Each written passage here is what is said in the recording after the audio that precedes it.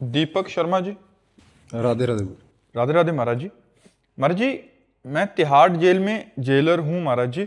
महाराज जी, मेरे को एक प्रश्न है कि मेरे अपने अंदर के सामर्थ्य को मैं कैसे पहचानूं? कृपया ऐसा गुरु मंत्र देकर मार्गदर्शन। नाम जप के द्वारा हम अपने जो आंतरिक शक्ति हमारी विस्मृत हो गई है। हम भगवान के अंश हैं, हमारे में अपार सामर्थ्य है, भगवान को अधीन करने की सामर्थ्य है। सुमिर पवन सुत पावन नामो, अपने बस कर राखे रामो। भगवान के भजन के प्रताप से हनुमान जी ने भगवान को अपने अधीन कर लिया।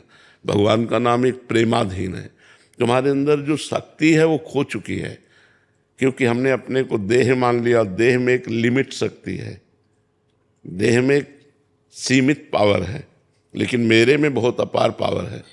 तो जो जितना अपने पावर को जागृत हो जाता, अब जैसे सिद्ध लोग हैं, आकाशचारी, आकाश से चलते हैं, दूसरों के मन की बात जान लेते हैं, वो पत्थर में भी प्रवेश कर सकते हैं। तो वो अपनी शक्ति को जान गए ना। हम देह भाव में है ना। जैसे अभी आप ईमानदारी से देखो, आप अपने को देह ही तो मानते हैं ना। आप इसके अंदर रहते हुए, शरीर के अंदर 35-40 साल हो गए होंगे। कै साल के हैं आप? 40 के ना। तो आपने अपने को कभी जाना? आपने कभी अपने को देह से अलग माना? नहीं माना ना, देह ही माना। तो आपका पावर सीमित रहेगा, क्योंकि आप देह भाव से हैं। जब भगवत भाव से होंगे तो असीम सामर्थ्य जागृत हो जाएगी। उसी के लिए नाम जप करो। गंदे आहार का त्याग, मतलब जो अभक्ष पदार्थ हैं वो नहीं पाने चाहिए। अपेय जो नहीं पीना अपने लिए, वो नहीं पीना चाहिए। जैसे शराब आदि, ये अपेय है, इनको नहीं पीना चाहिए। मांस आदि, ये अपने लिए अभक्ष भोजन है। पवित्र भोजन पाना, भगवान का नाम जप करना। और जैसे आप जेलर हैं तो समस्त कैदियों में भगवत भाव रखना।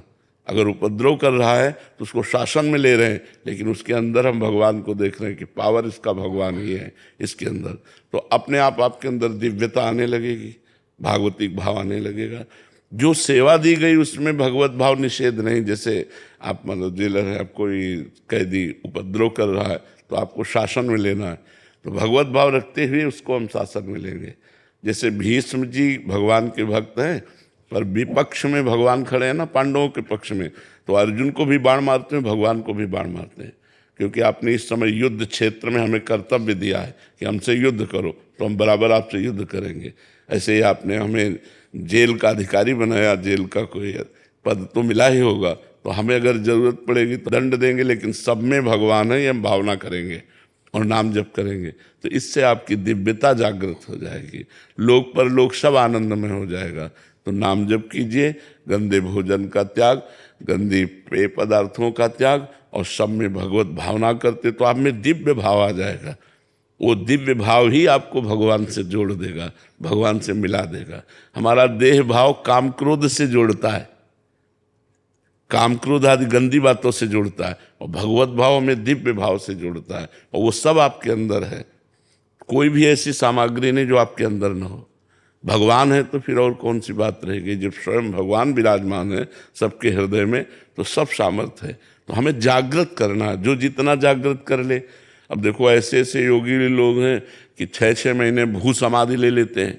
गड्ढा खुदवाया, उसके अंदर हो गए, ऊपर से पैक हो गए, 6 महीने उसी में है, और फिर इसके बाद जीवित निकलते हैं। तो उन्होंने अपनी शक्ति को जागृत किया कि 6 महीने प्राणवायु को रोक करके भगवान की आराधना, तो जागृत की ना शक्ति, जो जितनी जागृत कर ले। तो ऐसे तो सारी चीज़ें मेरे हिसाब से मैं बेहतर कर रहा हूँ, फिर भी मुझे लगता है कि मेरे अंदर पोटेंशियल और है, तो उसको और किस तरह से उभार के मैं ला सकता कह रहे हैं कि मेरे में बहुत और ज्यादा शक्ति है।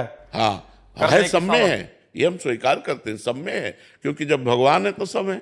हम तो बात तो वही कह रहे हैं ना कि जब भगवान बैठे हैं हृदय में तो सब सामर्थ्य बैठी हुई है आप सबको। इसीलिए हम इशारे से आपको बताया कि अगर दंड देने की बात आएगी तो हम भगवत भाव करते हुए उसे दंड देंगे। तो आपके प्रश्न से अलग उत्तर नहीं, अगर आप इसे समझो तो इसे अच्छी तरह समझ सकते हो। अध्यात्म के बिना आत्मशक्ति जागृत नहीं होती। आप अपनी जितनी सामर्थ्य रखते हो तो देह भाव से रखते हो। अभी दिव्य सामर्थ्य नहीं जागृत हुई, वो सामर्थ्य अध्यात्म से जागृत होती है। इसलिए अध्यात्मवान बनो। भगवान का नाम जप किए बिना तो बात बनेगी नहीं, और कोई उपाय है नहीं। अध्यात्म के बिना आत्मशक्ति को जागृत करने का उपाय नहीं है। देखो, पूरे त्रिभुवन का शासन करते हैं यमराज जी। जैसे तिहाड़ जेल है, ऐसे पूरे त्रिभुवन की जेल का नाम नरक है। और वो निरंतर भगवान की आराधना में बने रहते हो, पापियों को घोर दंड देते हैं। जीवात्माएं जितनी जाती हैं, जो पाप करता है उसको घोर निर्दयी होकर उनको दंड देते हैं, लेकिन वो भगवत भाव में रहते हैं। 12 महाभागवतों में यमराज जी का भी नाम है। महाभागवतों, विश्व में पूरी सृष्टि में 12 महापुरुष ऐसे जो भगवान के सेवा करते हुए दिव्य भाव में रहते हैं।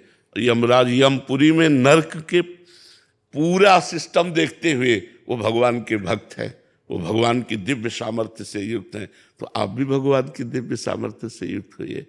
तो खान पान, आचरण व्यवहार और नाम जप, इस पर सुधार करेंगे तो हमारे अंदर दिव्य शक्ति जागृत होने लगेगी, भगवत भक्ति, भगवत शक्ति जागृत होने लगेगी। आपका भाव तो यही है ना, तो उसी पर तो हम बोल रहे हैं, उसी को तो समझना है। अच्छा, सांसारिक कोई जंतुर ऐसा है नहीं जैसे जंत्र बांधते हैं, कलावा बांधते हैं, ये कोई सामर्थ्य नहीं। अंदर की सामर्थ्य को जागृत करो। अंदर जब तुम्हारे सामर्थ्य जागृत होगी तो एक तुम ज्ञानी महापुरुष होकर, एक भक्त होकर के भी जेल की सेवा करते हुए भी सबका मंगल कल्याण। जैसे घोर पापाचारी है, आप उसको फांसी दे रहे हो तो मंगल हो रहा है, उस अमंगलकारी पाप से उसको मुक्त कर रहे हो। एक दुष्ट है, दुष्टता कर रहा है, उसकी दुष्टता को उसे दंड दे रहे हो, आप उसे पवित्र कर रहे हैं। जैसे हमारे मल लग जाए तो हम उससे धोते हैं ना, तो ऐसे अपराध रूपी मल लगने पर उसको दंड देकर आप पवित्र कर रहे हो।